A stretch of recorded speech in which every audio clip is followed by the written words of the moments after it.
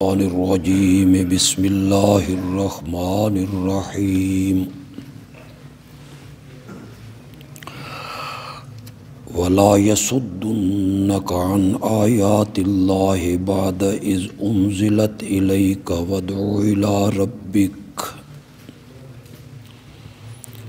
وادع إلى ربك ولا تكونن من المشركين ولا تدع مع الله إلها آخر لا إله إلا هو كل شيء هالك إلا وجهه له الحكم وإليه ترجعون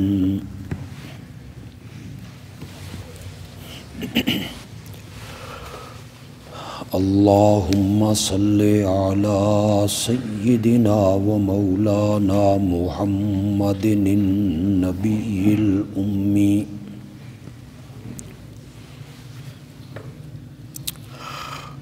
وعلى آله وأصحابه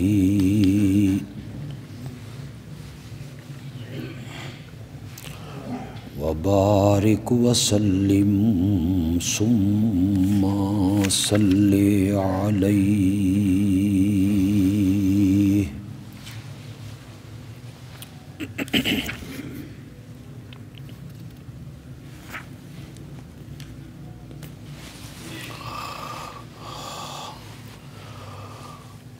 سورۃ القصص کی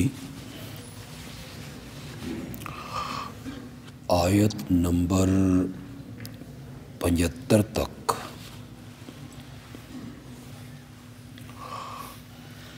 ہم ان آیتوں کی مختصر سی تفسیر بیان کر چکے ہیں۔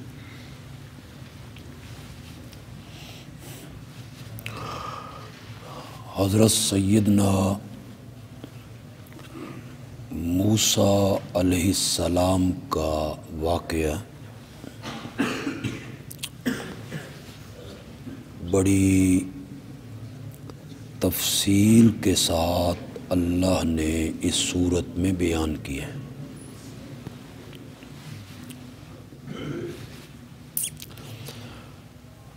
آیت نمبر 76 میں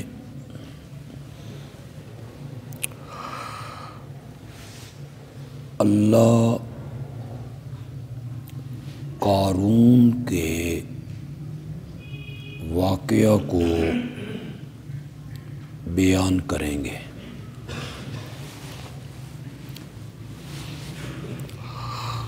یہ بطور تخویف دنیاویہ بیان ہوگا، یعنی اللہ اس واقعہ میں اس حقیقت کو بیان کریں گے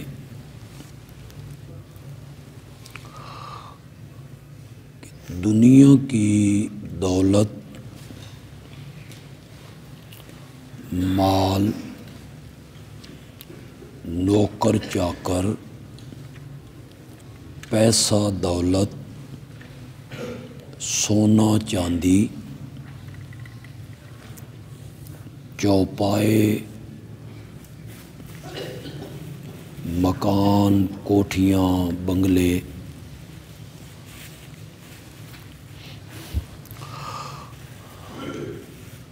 اگر ان میں اللہ کے اور بندوں کے حقوق ادا نہ کیے جائیں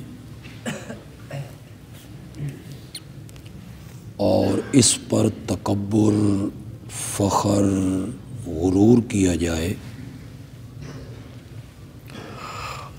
اور دولت کے بلبوتے پر لوگوں پہ ظلم کیے جائیں تو پھر اللہ ایسے متکبرین کو ایسے عذابوں میں مبتلا کرتے ہیں کہ وہ لوگوں کے لیے نشان عبرت بن جاتے ہیں۔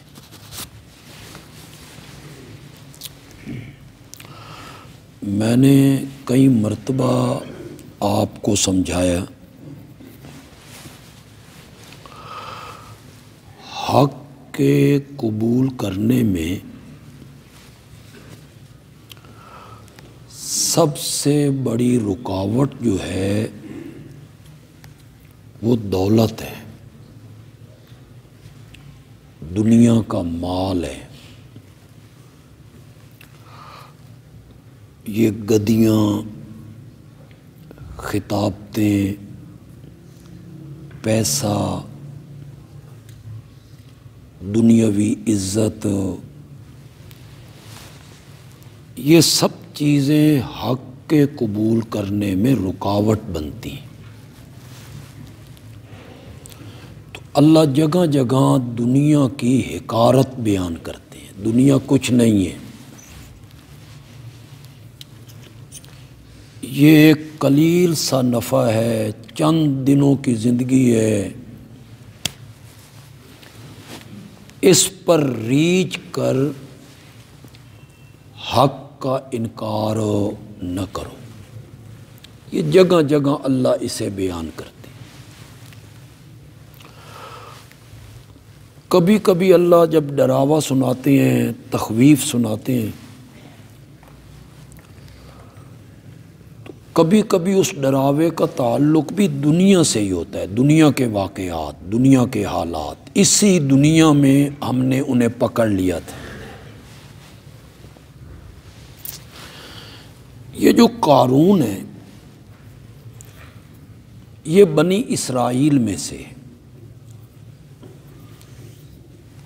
قبطیوں میں سے نہیں ہے، یعنی فرعونیوں میں سے نہیں ہے،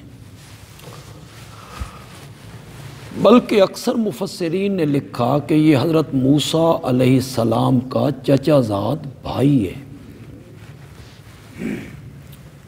اتنا قریب ہے حضرت موسیٰ علیہ السلام کے۔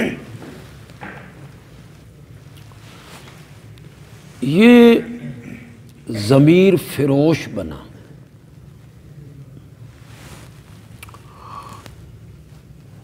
اور اس نے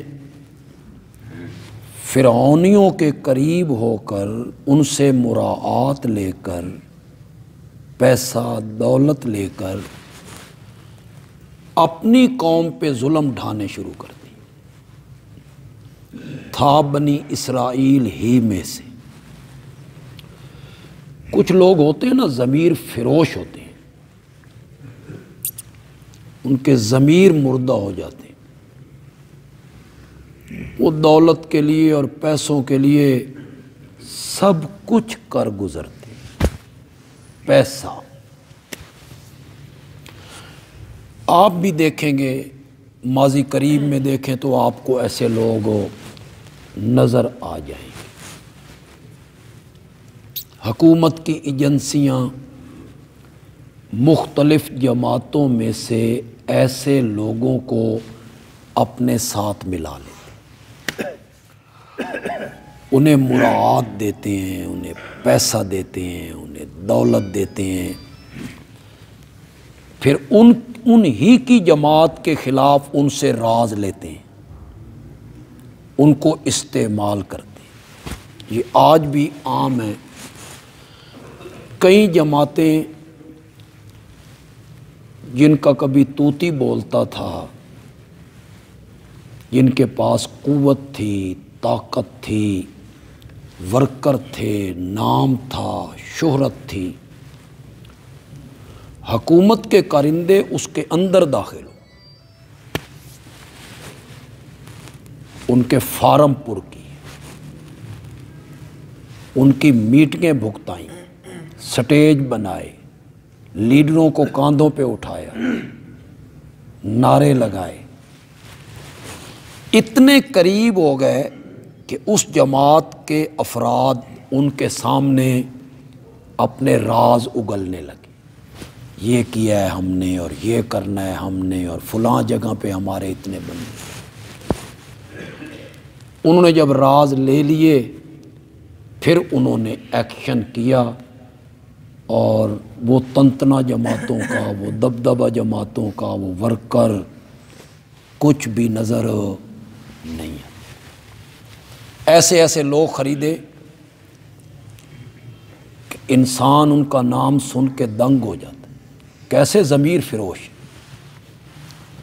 وہ لوگ بکے، بک کے حکومت کو جن افراد کی تلاش تھی ان کی نشاندہی کی، کچھ کے نام بتائے، کچھ کی نشاندہی کی، کچھ کو گرفتار کروایا، کچھ کو مروایا۔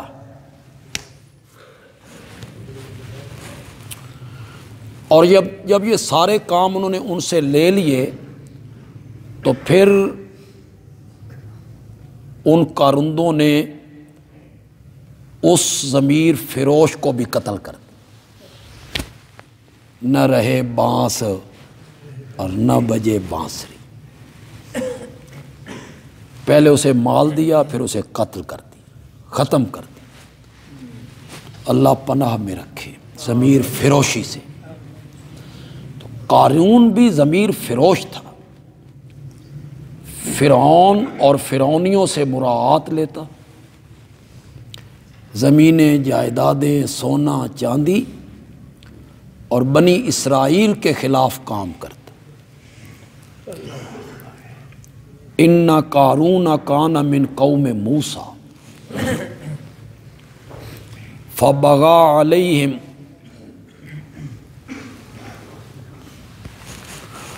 اس نے تعدی کی، سرکشی کی، بنی اسرائیل کے خلاف کام کرنا شروع کیا۔ وَآتَيْنَاهُ مِنَ الْكُنُوزِ، اللہ اکبر، ہم نے اس کو اتنی دولت دی، دولت کے اتنے خزانے تھے کہ اِنَّ مَفَاتِحَهُ، مفتاحن کی جمع بنائیں تو چابیاں مانا ہوگا، کہ اس کے خزانے کی چابیاں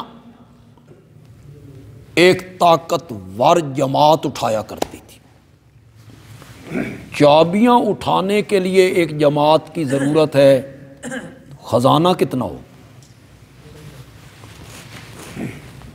لیکن صحیح بات یہ ہے کہ جمع مفتاحن کی ہے، خزانے کے معنی میں، چابیاں نا، اتنے خزانے تھے دولت کے اس کے پاس کہ ان خزانوں کو اٹھانے کے لیے ایک طاقتور لشکر اور جتھا وہ مقرر تھا۔ اذ قال لہ قومہ، اس کی قوم نے اسے سمجھایا، لا تفرح، مت اترا، اس دولت پر، زمینوں، باغات، خزانوں پہ مت اترا، اللہ اترانے والوں کو پسند نہیں کرتا۔ اس پہ فخر نہ کیا کر، اس پہ تکبر نہ کیا کر۔ جو مال تجھے اللہ نے دیا ہے نا، اسے اس طرح خرچ کر کہ آخرت میں تیرا کچھ حصہ بن جائے، یعنی اسے اللہ کی خوشنودی کے لیے، اللہ کی رضا کے لیے خرچ کر، اور دنیا کے معاملات میں بھی خرچ تو کر سکتا ہے، اچھا پہننا، اچھا رہنا، اچھی سواری، اس میں بھی تو خرچ کر سکتا ہے۔ وَأَحْسِن، اور لوگوں کے ساتھ بھلائی کر جس طرح اللہ نے تیرے ساتھ بھلائی کی، تو بھی لوگوں کے ساتھ بھلائی کیا کر۔ ولا تبغ الفساد فی الارض، زمین میں فساد کی بنیاد نہ ڈال، فتنے کی بنیاد نہ ڈال زمین میں۔ اللہ فساد کرنے والوں کو پسند نہیں کرتا۔ یہ دولت ہے تیرے پاس، اس کو اللہ کی رضا کے لیے نیک کاموں میں خرچ کر، کوئی آخرت بنا اپنی۔ اس نے جواب میں کہا یہ جو کچھ مجھے ملا ہے نا، یہ اس ہنر کی وجہ سے ملا ہے جو میرے پاس ہے۔ اس میں اللہ کا فضل اور اللہ کا کرم اور اللہ کی عطا والی کون سی بات؟ یہ تو میرے پاس کمانے کا، تجارت کا ہنر موجود۔ میں مٹی کو ہاتھ لگاؤں تو سونا بنا دوں، میں تجارت کا فن جانتا ہوں۔ اللہ نے اس کا جواب دیا، اولم یعلم ان اللہ قد اہلک من قبلہ من القرون، کیا وہ خبر متواتر کے ذریعے نہیں جانتا؟ کیا اس کے علم میں نہیں ہے کہ ہم نے اس سے پہلے جن قوموں کو تباہ کیا تھا، ہوا اشد منہ قوتاً، وہ قوت میں اس سے زیادہ تھے اور وہ مال میں بھی اس سے زیادہ تھے۔ اگر ہنر ہے، کمائی کا ہنر ہے، تو ہنر ان کے پاس بھی تھا نا، پھر یہ دولت ان کے کام تو نہ آئی، ان کے پاس جتھا بھی زیادہ تھا، مال بھی زیادہ تھا، ہم نے صفحہ ہستی سے ان کو مٹا دیا۔ ولا یسأل عن ذنوبہم المجرمون، اور مجرموں سے ان کے گناہوں کے بارے میں نہیں پوچھا جاتا۔ اللہ اکبر، بڑا غضب والا جملہ ہے۔ جب ہم پکڑتے ہیں نا، اس وقت ہم سوال جواب نہیں کرتے، کہاں سے کمایا ہے، کہاں ہے تیری دولت، کہاں خرچ کی، نہ، پھر مجرموں سے ہم پوچھا نہیں کرتے، بغیر پوچھے انہیں تباہی کے گھاٹ ہم اتار دیا کرتے ہیں۔ ایک دن قارون اپنے لاؤ لشکر اور جتھے کے ساتھ باہر نکلا، فخرج علی قومہ فی زینتہ، پورے ٹھاٹھ باٹ سے۔ میں نے تو ٹھاٹھ ویسے میں نہ کیے، جلندری صاحب نے بھی یہی میں نے، پوری ٹھاٹھ باٹ، وقار، نوکر چاکر،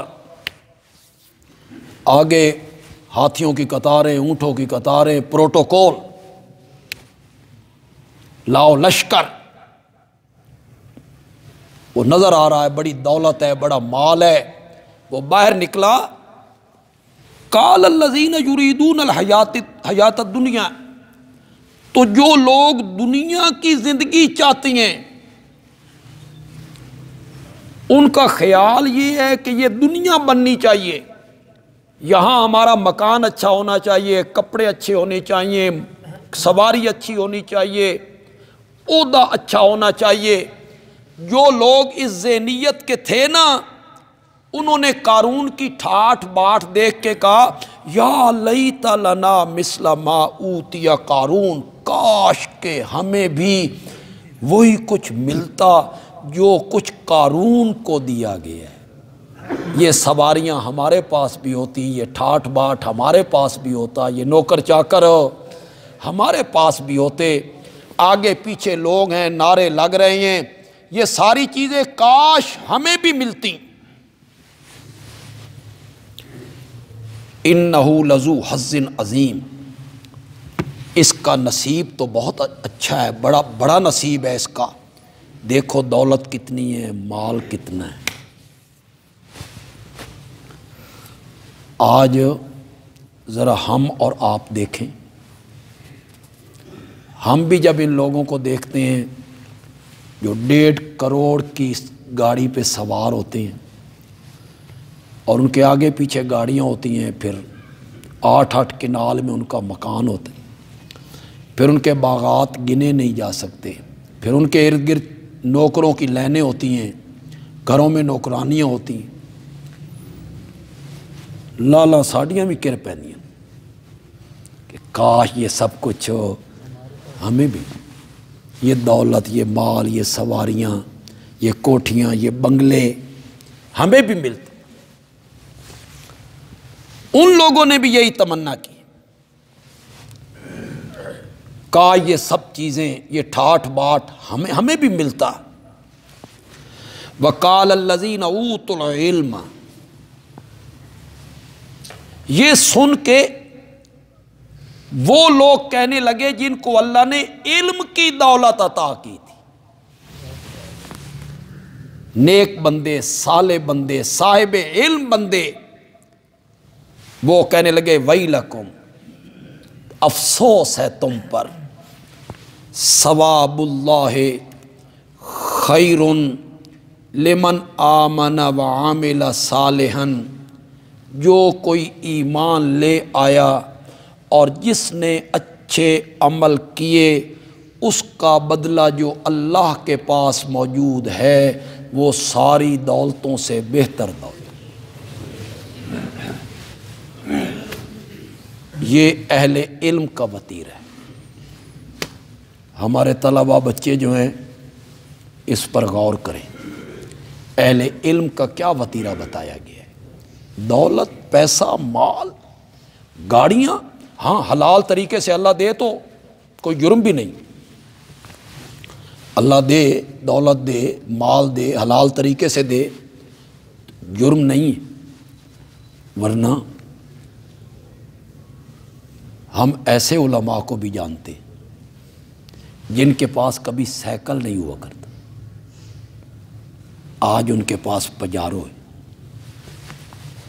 ہم ایسے علماء کو بھی جانتے پیچھے جن کے مکان کچے ہوا کرتے تھے، آج شہروں میں ان کے پاس کوٹھیاں ہیں۔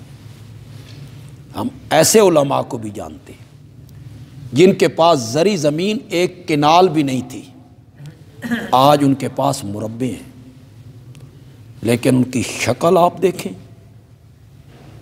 جو انہوں نے لباس پہنا ہوا ہے وہ آپ دیکھیں تو آپ کہیں گے اس 4 دہاڑیاں تو روٹی نہیں کھاتی۔ ایک گندی سی دھوتی بندھی ہوئی ہے، ایک کرتا پہنا ہوا ہے، اتنے نکی جی ٹوپی لڑکدی بدی ہے، اور وہاں مسجد میں بیٹھ کے گر گر گر گر کرتے رہتے ہیں۔ لوگ سمجھتے ہیں بڑے اللہ والے ہیں، کروڑوں اربوں ان میں وہ کھیلتے ہیں۔ یہ آج سے کوئی 7-8 سال پہلے راولپنڈی اسلام آباد کے علاقے میں مزاربت کے نام سے ایک فراڈ ہوا۔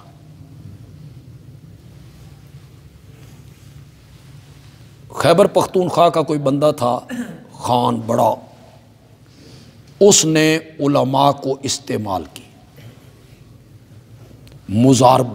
مزاربت کا مطلب یہ ہوتا ہے پیسہ میرا، محنت تیری تے منافع ادو اد۔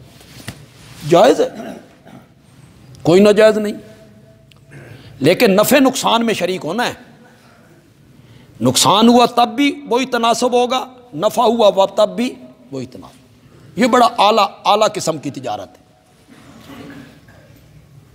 اعلیٰ قسم کی تجارت۔ انہوں نے جناب یہ کام شروع کی،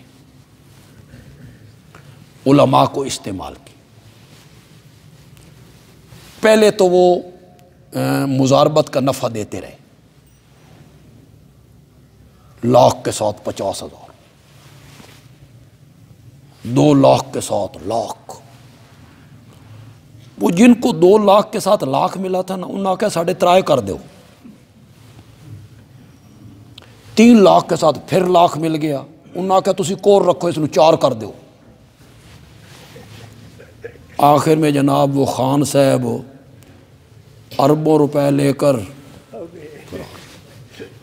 وہ جو کارندے تھے علماء وہ بھی بھاگ گئے، انہوں نے بھی کروڑوں کو کاروبار کیا۔ اب جو رہ گئے باقی، انہوں نے کیا کیا، انہوں نے اپنے مقتدیوں سے پیسے مانگے تھے، مقتدیوں کو کہا اللہ اللہ پیسے گھر پیجے، اے حق حلال طیب، اے کاروبار دیں۔ کسی مقتدی نے 2 لاکھ دیے، کسی نے 4 لاکھ دیے، کسی نے 6 لاکھ دیے، کسی نے 10 لاکھ دیے، کسی نے 20 لاکھ مقتدی نے دیے۔ اس میں ہوتا کیا تھا، وہ کہتے تھے 20 لاکھ دو، ہر لاکھ کے ساتھ 6,000 اس کو دیں گے، 1,000 کمیشن تمہیں دیں گے۔ تو یہ مولوی صاحب کہتے تھے 20 لاکھ میں لے کے دیتا تے مین کمیشن دا 20,000۔ اب وہ مقتدی پیچھے پیچھے ہیں اور خطیب صاحب آگے آگے، کئی جیلوں میں پڑے ہوئے۔ پھر وہاں راز کھلے کہ فلاں عالم کے 4 کروڑ تھے، فلاں کے 1.5 کروڑ تھے، فلاں کے 50 لاکھ تھے۔ وہاں کھلا، پھر روئے، پھر وہ بھائی میرے تو اتنے تھے، میرے تو اتنے تھے۔ ٹوپی انہیں ہی ہے، معمولی جئی، چادر بھی وہی ہے، اس میں کوئی فرق نہیں ہے، لیکن گھروں میں پڑے ہوئے کتنے کروڑوں روپے۔ دنیا کچھ نہیں ہے، دنیا پر مت ریجھا کرو۔ میرے آقا جا رہے تھے صلی اللہ علیہ وسلم، اللہ اکبر، میرے آقا کے سمجھانے کا انداز دیکھو یار، کیسے موقع پہ میرے نبی ضرب لگاتے تھے، بات یہاں اتر جاتی تھی۔ یہ جہاں گند ڈالتے ہیں چک کے لوگ، ایک جگہ پہ گند ڈال دیتے ہیں، اس کے قریب سے گزرے نا، بکری کا ایک بچہ مرا ہوا وہاں پڑا تھا، بدبودار، پھٹ گیا، ساڑھے پنجابی چاہتے ہیں ترک گیا، بدبو اس سے اٹھ رہی ہے۔ میرے آقا نے اپنے ساتھ آنے والے صحابہ سے کہا تم میں سے کوئی ہے جو 1 درہم کے بدلے میں خریدے اس مرے ہوئے بکری کے بچے کو؟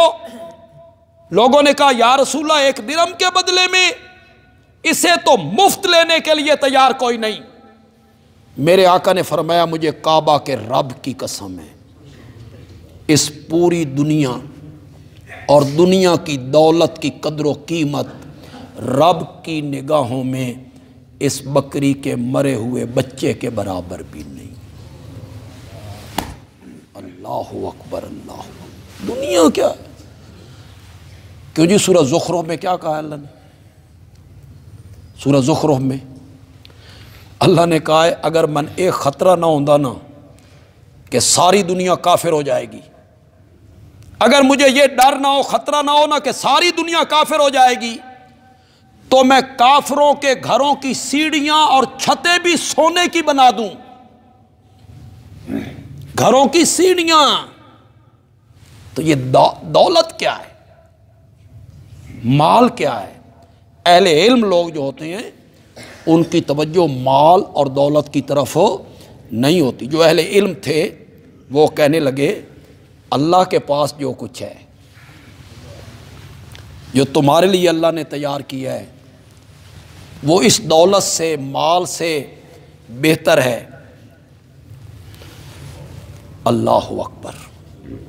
پھر اللہ کا عذاب آیا، فَخَسَفْنَا بِهِ وَبِدَارِهِ الْأَرْضَ، ہم نے قارون کو بھی اور قارون کے گھر کو بھی زمین میں دھنسا کے رکھ دیا تھا،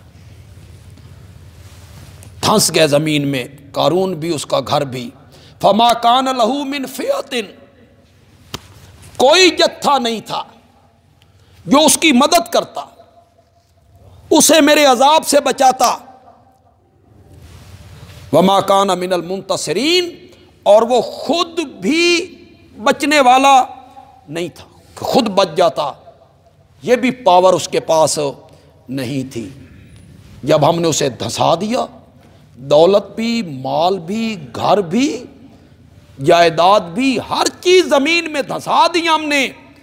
تو وہ لوگ جنہوں نے کل تمنا کی تھی کاش ہمارے پاس بھی وہ کچھ ہوتا جو کچھ قارون کے پاس ہے، انہوں نے جب قارون کا انجام دیکھا تو کہنے لگے وَإِكَأَنَّ اللَّهَ يَبْسُطُ الرِّزْقَ لِمَن يَشَاءُ وَيَقْدِرُ، اللہ جس کے لیے چاہتا ہے روزی فراخ کر دیتا ہے اور جس کے لیے چاہتا ہے روزی تنگ کر دیتا ہے۔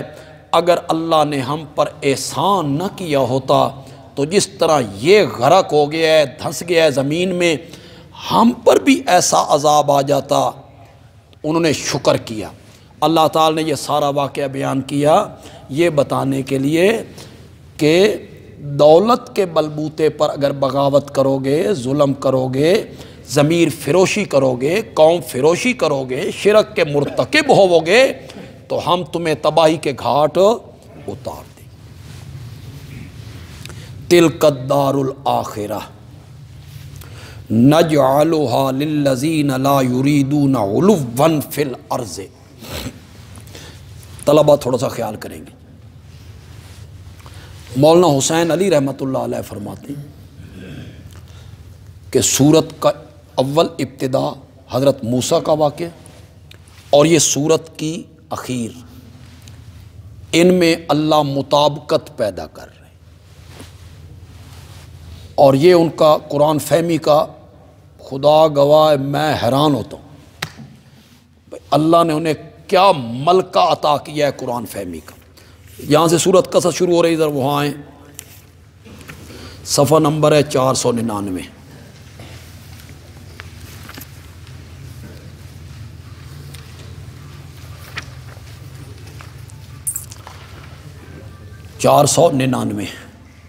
سورت قصص کی ابتدا ہے، آیت نمبر 3 ہے جی، 4 آیت نمبر 4 ہے جی، پڑھیے ذرا۔ ان فرعون علا فی الارض، بے شک فرعون نے زمین میں سر اٹھایا، علا تکبر کیا، یہ حضرت موسیٰ کے واقعے میں بیان کیا۔ پھر یہاں کہا یہ جو گھر آخرت کا ہے نا، نجعلھا، یہ گھر ہم ٹھہرائیں گے ان لوگوں کے لیے لا یریدون علوا فی الارض، ان لوگوں کے لیے یہ گھر مقرر کریں گے جو زمین میں سرکشی نہیں کرتے۔ وہاں ذکر کیا تھا ان فرعون علا فی الارض، یہاں میرے نبی کی بات کرنے لگے تو فرمایا جو لوگ علو فی الارض نہیں کرتے، تکبر نہیں کرتے، آخرت کا گھر ہم انہیں عطا کریں گے۔ من جاء بالحسنہ فلہ خیر منہا، جو آدمی ایک نیکی کرے گا نا ہم اس سے بہتر اس کو دیں گے 10 گنا۔ من جاء بالحسنۃ فلہ عشر امثالھا، سورۃ انعام میں کہا جو ایک نیکی کرے گا ہم 10 گنا بدلہ دیں گے۔ سورۃ آل عمران میں فصلوں کا، بیج کا ذکر کیا، جو میرے رستے میں خرچ کرتے ہیں ان کی مثال دی تو ہم اس کو 700 گنا بڑھا دیں گے۔ ساتھ یہ کہا اگر اخلاص زیادہ ہوا، دینے والے کا اخلاص زیادہ ہوا تو ہم 700 گنا سے بھی بڑھا دیں گے۔ جو آدمی نیکی کرتا ہے ہم اس کا بدلہ اس سے بہتر دیتے ہیں۔ بلکہ ایک حدیث تو میں پڑھتا ہوں تو میں حیران ہو جاتا ہوں، قیامت کے دن ایک آدمی آئے گا، اس کے اعمال کم پڑ جائیں گے، وہ گھبرائے گا، اللہ فرمائیں گے گھبرا نہیں، تیری ایک نیکی میرے پاس محفوظ ہے، اسے نیکیوں والے پلڑے میں رکھ لے۔ یا اللہ کون سی نیکی؟ فرمایا یہ پورا پہاڑ، یہ پورا پہاڑ ہے، یہ نیکیوں والے پلڑے میں رکھا جائے گا۔ پہاڑ کے مقابلے میں کاغذ کیا کریں گے؟ وہ اعمال نامے کیا کریں گے پہاڑ کے مقابلے میں؟ پہاڑ رکھا گیا، وہ برائیوں والے اعمال والے کاغذ اڑنے لگے۔ اللہ نے کہا جنت میں چلا جا، تیرے اعمال وزنی ہو گئے ہیں۔ مولا یہ پہاڑ جتنی نیکی میرے تو وہم و گمان میں بھی نہیں ہے، یہ سب کچھ کیا ہے؟ فرمایا یاد کر ایک دفعہ تو نے میرے رستے میں کھجور کا ایک دانہ خرچ کیا تھا۔ اللہ اکبر، اللہ کی رحمت ہو جائے تو بیڑا پار ہو جائے۔ کھجور کا ایک دانہ تو نے میرے رستے میں خرچ کیا تھا اخلاص کے ساتھ، اسی کھجور کے دانے کو بڑھا بڑھا کے ہم نے پہاڑ بنا دیا۔ جو ایک نیکی کرتا ہے ہم اس کا بدلہ بہتر دیتے ہیں۔ پھر آگے مہربانی دیکھو میرے رب کی، وَمَنْ جَاءَ بِالسَّيِّئَةِ، اور جو کوئی برائی کرتا ہے اس کو اتنی ہی سزا دیتے ہیں جتنی اس نے برائی کی۔ یہاں بڑھاتے نہیں ہیں کہ اسے سزا زیادہ دیں، جتنی برائی ہے اس کے مطابق اس کو سزا دیتے ہیں۔ ان الذی فرض علیک القرآن، بے شک جس اللہ نے آپ پر قرآن کو اتارا ہے، جس اللہ نے آپ پر قرآن کو اتارا ہے، لرادک الی معاد، وہ تجھے واپس لوٹا کے لائے گا اصل جگہ پر۔ لرادک الی معاد،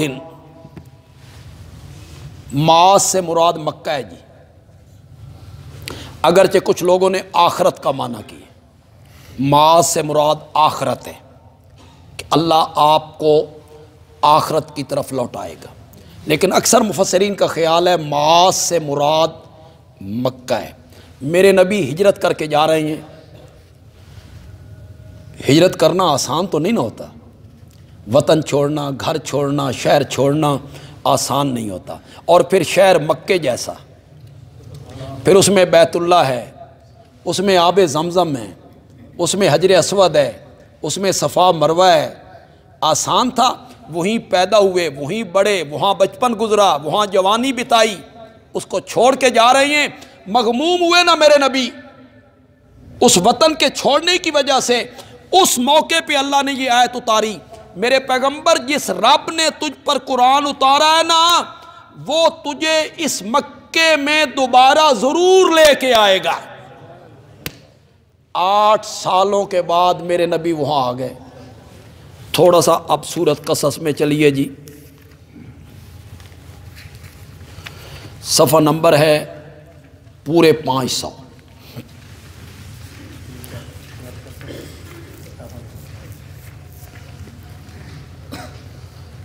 آیت نمبر ہے 7۔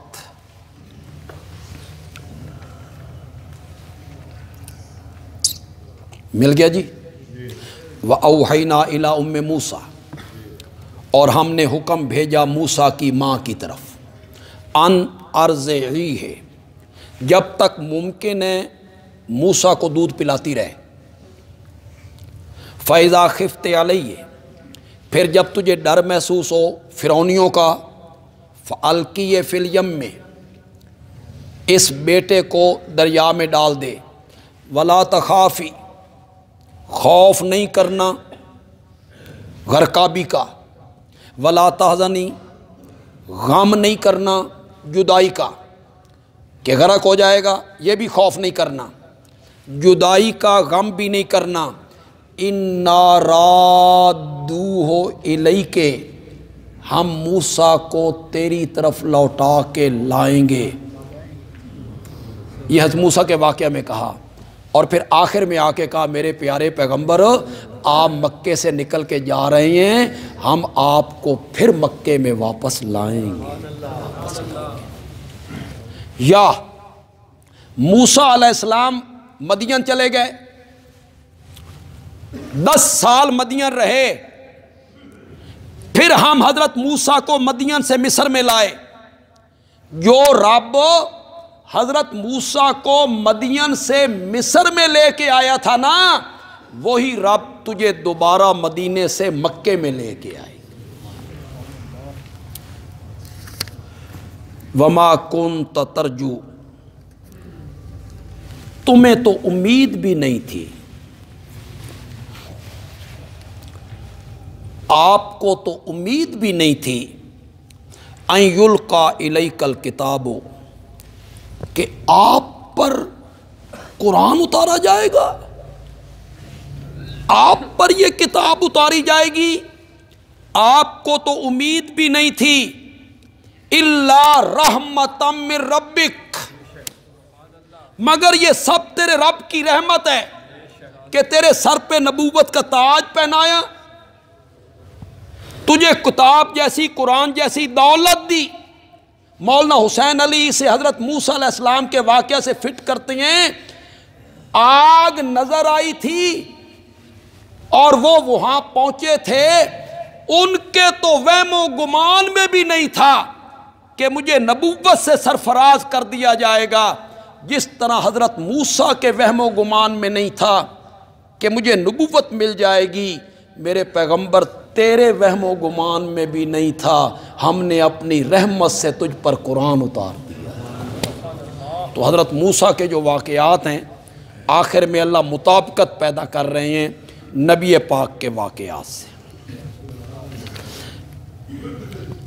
وَلَا يَصُدَّنَّكَ عَنْ آیَاتِ اللَّهِ، یہ کافر لوگ آپ کو اللہ کی آیتوں سے پھیر نہ دیں، فتوے لگا کے، تضحیق کر کے، تمسخر اڑا کے، راستے روک کے، میٹنگیں کر کے، قتل کی تدبیریں کر کے، یہ تجھے رب کے ان آیتوں کے بیان کرنے سے روک نہ دیں۔ وَادْعُ إِلَىٰ رَبِّكَ، میرے پیغمبر اپنے رب کے رستے کی طرف لوگوں کو بلاتا رہے، دعوت دیتا رہے۔ وَلَا تَكُونَنَّ مِنَ الْمُشْرِكِينَ، شرک کرنے والوں میں سے نہیں ہونا۔ یا تو خطاب نبی پاک سے ہے، اور سمجھانا کس کو مقصود ہے؟ امت کو۔ خطاب آپ سے، سمجھانا ہمیں مقصود ہے، شرک کرنے والوں میں سے نہیں ہونا۔ یا معنی یہ ہے جس طرح ماضی میں آپ نے کبھی شرک نہیں کیا، میرے پیغمبر آئندہ بھی شرک نہیں کرنا۔ لیکن وہ پہلی بات زیادہ صحیح ہے، نبی پاک کو خطاب ہے، سمجھانا کس کو مقصود ہے؟ امت کو، شرک نہیں کرنا۔ عبادات میں، اعمال میں شرک سے بچنا ہے۔ وَلَا تَدْعُ مَعَ اللَّهِ إِلَٰهًا آخر، مت پکار اللہ کے ساتھ کسی اور معبود کو، مت مسائب میں، مشکلات میں، دکھوں میں، تکلیفوں میں اللہ کے سوا کسی اور معبود کو مت پکار۔ کیوں؟ اس لیے کہ لا الہ الا ہو، اس لیے کہ اس کے سوا الہ کوئی نہیں، اس کے سوا معبود کوئی نہیں، تو کسی اور معبود کو مت پکار۔ میرے پاس وقت نہیں ہے، صرف اشارہ کرنے لگا ہوں۔ اس نظریے سے کسی کو پکارنا کہ جس کو میں پکار رہا ہوں میں اس کو نہیں دیکھ رہا اور وہ مجھے دیکھ رہا ہے، یہ پکار بنے گی عبادت، اور جس کو پکارا گیا وہ کیا بن جائے گا؟ معبود۔ پھر سنیے گا، لوگ کہتے ہیں ہم تو کسی اور کو الہ نہیں سمجھتے۔ الہ کون ہوتا ہے؟ پکار عبادت نہیں ہے۔ میرے آقا نے فرمایا الدعاء هو العبادہ، الدعاء مخ العبادہ۔ قال ابن عباس الدعاء افضل العبادہ، عبادت کا مغز پکارنا ہے، پکارنا ہی عبادت ہے۔ اس نظریے سے پکارنا کہ جس کو میں پکار رہا ہوں میں اس کو نہیں دیکھتا، وہ مجھے دیکھتا ہے، میرا نفع نقصان اس کے ہاتھ میں ہے، جس کو پکار رہا ہے اسے اس نے معبود مانا، اور یہ پکار کیا بن گئی؟ میرے پیغمبر اللہ کے سوا کسی اور الہ کو مت پکار، اس لیے کہ میرے سوا کوئی الہ نہیں۔ پھر اس پر اللہ نے دلیل پیش کی، میرے سوا کوئی الہ نہیں۔ دلیل یہ ہے کل شیء ہالک الا وجہہ، ہر شے فنا ہونے والی ہے، بچنے والی ذات ہے تو صرف رب کی ذات۔ تو عبادت اس کی ہونی چاہیے جس پر فنا نہ ہو، عبادت اس کی ہونی چاہیے جس نے ہمیشہ باقی رہنا ہو، اور یہ صرف رب کی ہے۔ کل شیء ہالک الا وجہہ لہ الحکم، اسی کے لیے ہے امر، اسی کے لیے ہے حکومت۔ دھرتی اللہ کی ہے تو اس دھرتی پر نظام بھی کس کا چلنا چاہیے؟ اللہ کا۔ دھرتی جو اس کی ہے، زمین جو اس کی ہے، اس پر حکم، امر، قانون رب کا چلنا چاہیے۔ اسی کے لیے حکم، اسی کے لیے فرما روائی، اسی کے لیے ہے امر، وَإِلَيَّ تُرْجَعُونَ، اور اسی کی طرف تم لوٹائے جاؤ گے۔ شیخ عبداللہ، پتہ نہیں ذہن میں آیا کہ نہیں آیا، مولانا حسین علی نے کہا تھا، شیخ عبداللہ اللہ قرآن دیاں صورتاں دے وچ جو کچھ بھی بیان کریندہ رہوینا مکیندہ توحید تے۔ کیا مولانا حسین علی کا تجزیہ تھا، اللہ ان کی قبر کو منور۔ شیخ عبداللہ یہ تو ایک ذمہ دار آدمی، جٹ آدمی تھا، بار برداری کرتا تھا، اونٹوں پر بوریاں لاد کے، یہ جاڑے میں رہتا تھا، جاڑا ڈیرہ جاڑا، اس کے پیچھے جاڑا ہے، وہاں سے سرگودا، سرگودا سے وہ اصل ویج پیلو وینس کا تھا، تھل کے علاقے کا، ہندو مذہب چھوڑ کے مسلمان ہوا تھا 13 سال کی عمر میں، مولانا حسین علی کے ہاتھ پر۔ مولانا حسین نے اس کا نام رکھا تھا شیخ عبداللہ، پڑھ نہیں سکا، ان کا مرید تھا، ان کے ساتھ رہا۔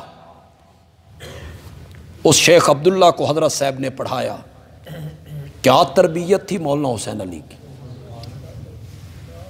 ایک جٹ کو بات سمجھا دی، اور جٹ کو بھی ایسی سمجھ آئی کہ میری جب ملاقات اس سے ہوئی تو اس کی عمر 95 سال تھی،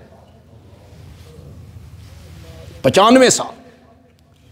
اس نے مجھے یہ بات بتائی کہ مولانا حسین علی نے مجھے یہ کہا تھا، شیخ عبداللہ اللہ قرآن دیاں صورتاں دے وچ جو کچھ بھی بیان کریندہ راوینا مکیندہ توحید تے یہی، جب اللہ اس کو ختم کرنے پہ آتے ہیں تو کس مسئلے پہ ختم کرتے ہیں؟ چلو یار اس کا تھوڑا سا منظر دیکھیں کہ اس میں کس حد تک حقیقت ہے۔ یہ صفحہ نمبر ہے 338، 338۔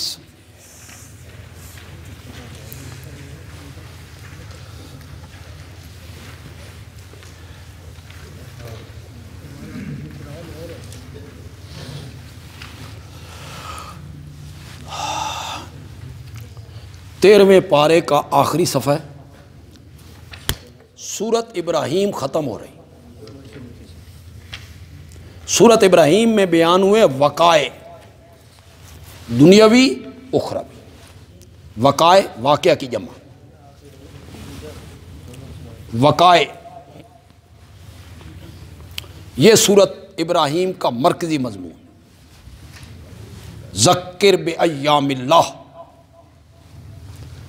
لیکن جب اللہ سورت کو ختم کرنے لگے، آخری آیت ذرا سنیے، ھذا بلاغ للناس، یہ قرآن پیغام ہے لوگوں کے لیے۔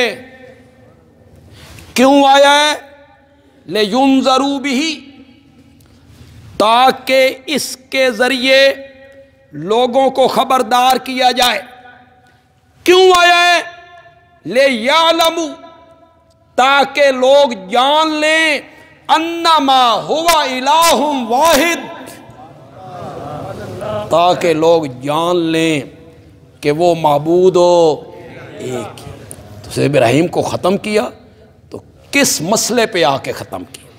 تھوڑا سا آگے آئیے، اس سے اگلی صورت ہے، صفحہ نمبر ہے 346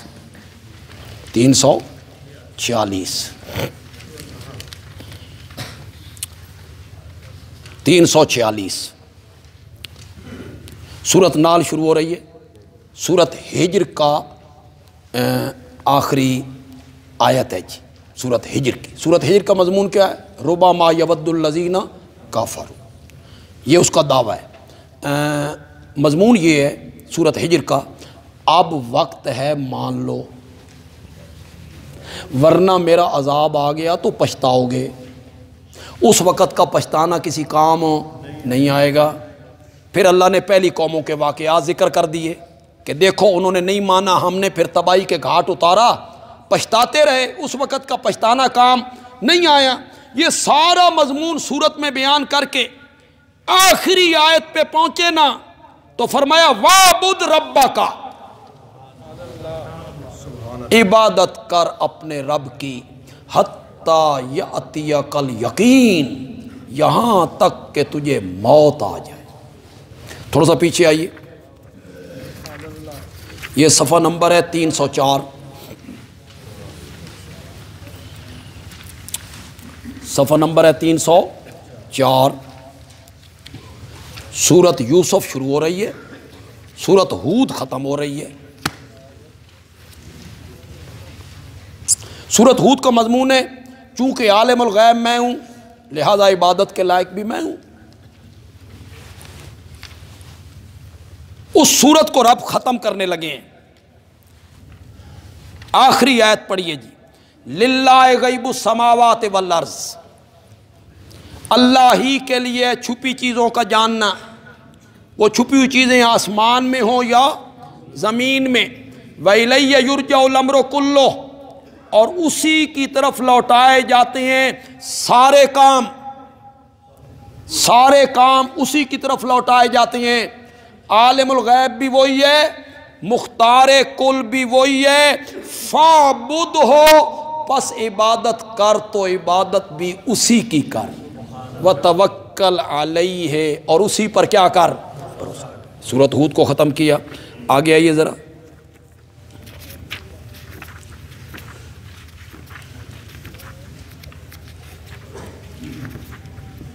یہ صفحہ نمبر ہے 379 379۔